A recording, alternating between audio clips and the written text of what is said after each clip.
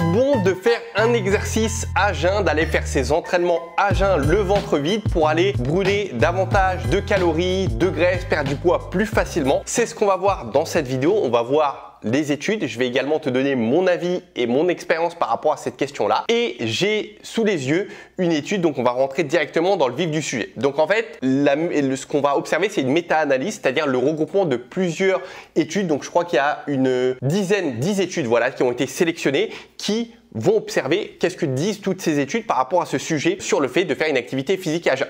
Donc au total, selon les études, ça a duré de 4 à 12 semaines, donc ça c'est pertinent. Et donc l'intervention de ces études, c'est généralement la même chose, c'est-à-dire qu'on prend des participants ou divisés en deux groupes, donc un s'exerce à jeun et l'autre s'exerce après avoir mangé. Et tout simplement, on observe et là, il n'y a pas plus d'informations, mais on leur dit faites votre vie et on va observer ce qui se passe après ces 4 à 12 semaines. Et les résultats sont les suivants. C'est que, je te lis ce que j'ai là, les participants qui s'exerçaient à jeun brûlaient en moyenne 20% de graisse en plus que ceux qui s'exerçaient après avoir mangé. Cependant, la perte de poids totale n'était pas significativement différente entre les deux groupes. Et donc, la conclusion, c'est que s'exercer à jeun peut augmenter la combustion des graisses, mais cela se traduit par pas nécessairement une perte de poids significative puisque ça représente d'autres facteurs. Donc, que penser de cette étude? Et par rapport à ce que je viens de te dire, ça semble un petit peu contradictoire. En fait, en réalité, ce qui se passe, c'est que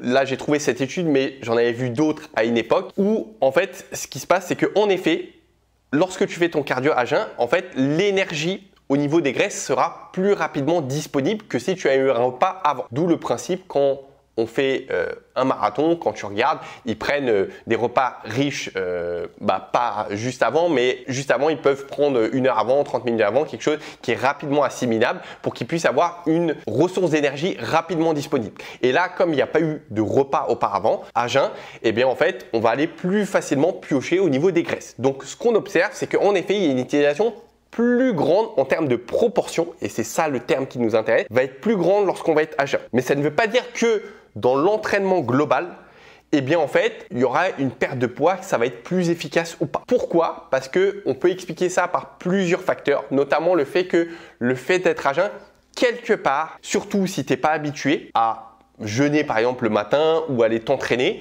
eh bien en fait, ça va te permettre, enfin ça va nuire un petit peu à ta performance. Puisque quand on est dans un objectif de perte de poids, eh bien il y a une pertinence à se donner à fond à ces entraînements. Souvent, il y a de la fatigue qui est associée à ça, puisqu'on suit un rééquilibrage alimentaire à côté qui va impacter un peu notre cerveau, notre énergie, nos émotions et j'en passe. Et du coup, au final, à la fin de l'entraînement qui a duré peut-être 20 minutes, une demi-heure, ça dépend de chacun et ce que tu fais de ton côté, eh bien ton entraînement, il va être moins pertinent. Et si on cumule les tout, eh bien franchement, est-ce que ça va avoir une pertinence ou pas? Pas trop. Maintenant, ce qui est intéressant, c'est que ce que j'ai vu sur d'autres études et moi aussi mon expérience personnelle, puisque si tu veux, à une époque, lorsque je préparais des compétitions de fitness, eh bien pour aller chercher, on va dire, les dernières graisses, pour aller optimiser justement le fait qu'on va perdre davantage de graisse qu'autre chose, puisque quand on se prépare à une compétition, tu fais ton job, sauf qu'à la fin, il ne te reste plus grand chose à perdre, puisque tu as déjà bien abaissé des graisses. Donc en fait, pour moi, le cardio à jeun,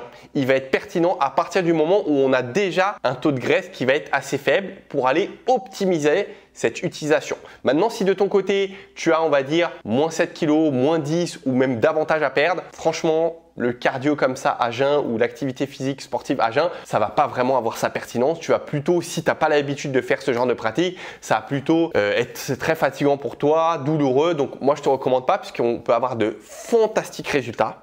Ok, et les études le prennent, c'est qu'il n'y a pas de résultats significatifs en ayant tout simplement un repas avant, faire un super bon entraînement, tu manges après, tu as ton alimentation qui est équilibrée, qui n'est pas drastique, tu fais ton sport par rapport à tes possibilités et il n'y a pas besoin, comme tu peux l'entendre parfois, de faire 1 heure de sport, d'aller faire du cardio, de faire des abdos. Ça peut être beaucoup plus court, ça peut durer 20 minutes ton activité physique, tu peux la faire juste 2 fois par semaine, c'est déjà bien. Ok, donc évidemment, le mieux, moi, ce que je conseille, une très bonne fréquence, c'est 4 fois par semaine. Ça, c'est top. Mais juste 2, c'est déjà très bien. Tu as ton alimentation à côté qui est gourmande quelque part, variée. Tu peux avoir des journées de triche, comme si tu connais le terme, où tu peux te faire plaisir à des moments bien précis, ponctuellement, et ça dépend où tu en es dans ta perte de poids. Et en fait, les décumuler, sans faire de cardio à jeun, sans faire forcément de formules particulières ou de choses à la mode que tu peux avoir peut-être sur les vidéos, sur des articles, surtout quand on est en saison haute, quand on se rapproche, on va dire, de l'été. Il n'y a pas besoin d'écouter ça. Ok, toi tu fais ton job, c'est la roue gagnante.